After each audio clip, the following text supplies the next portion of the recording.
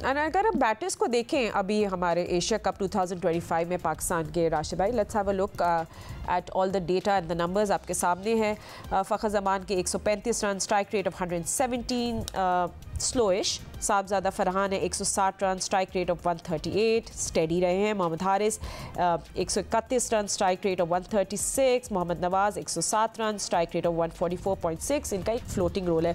तो नवाज़ का strike rate में देख रहे हैं अगर 144.6 विद 20% का बाउंड्री रेट है, तो पाकिस्तान को उनको फ्लोटर रोल में यूज़ करे, मतलब अब now that he is going to be part of it, तो उनको फ्लोटर रोल में यूज़ करे टू ब्रेक इंडिया के जो मिडिल ओवर्स में वो जो जिस तरह पकड़ लेते हैं, तो उनका रोल क्या होना चाहिए?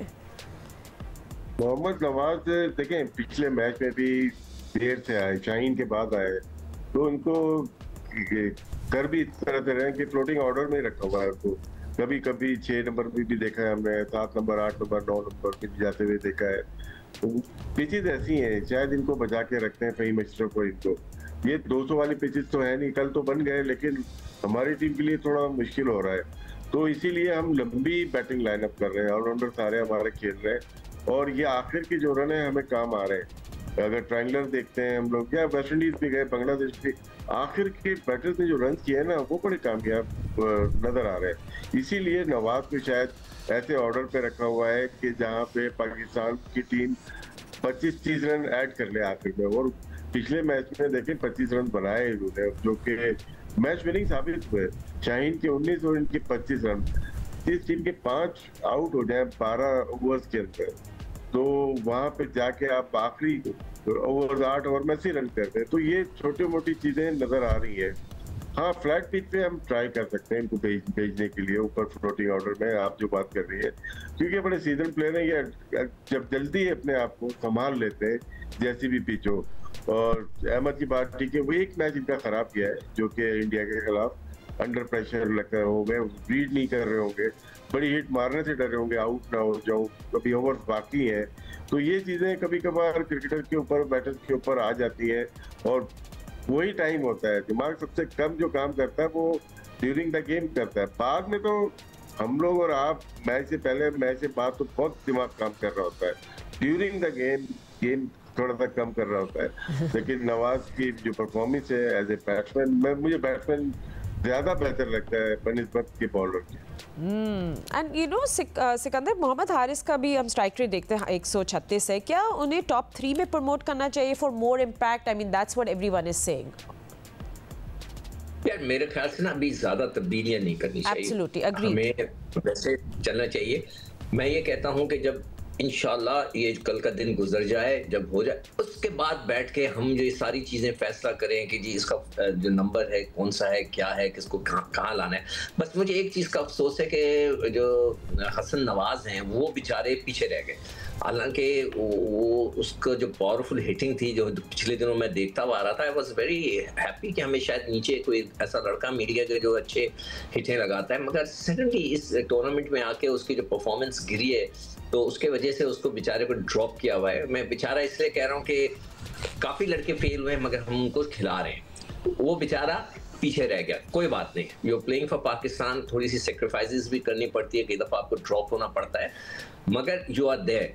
अब देखना ये कि मैं यही कहूँगा कि हारिस को ऊपर ले आए, उसको नीचे ले आए, कि साए में उसको नीचे रखें, नहीं, सब भूल जाएं कि पिछले दफ़ा क्या हुआ है, पिछले मैचों में क्या हुआ है। Just go as it is, जिस तरह के हम प्लान करके आए थे।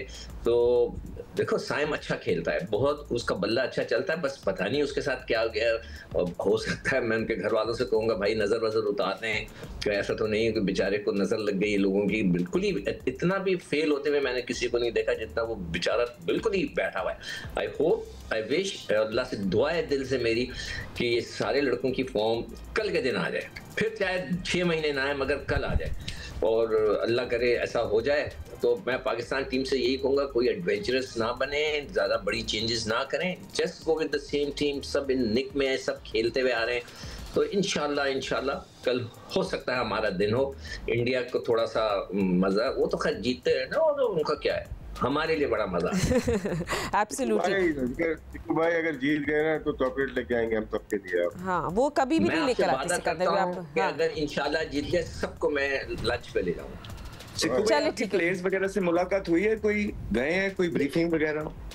नहीं, मैं इधर जहाँ हूँ ना वो बिल्कुल डिफरेंट होटल में है, वो बिल्कुल अलग होटल में, इंडिया अपने एक अलग होटल में, मेरे होटल में सिर्फ जो है मैं ऑफिशियल मीटिंग की बात करूँ।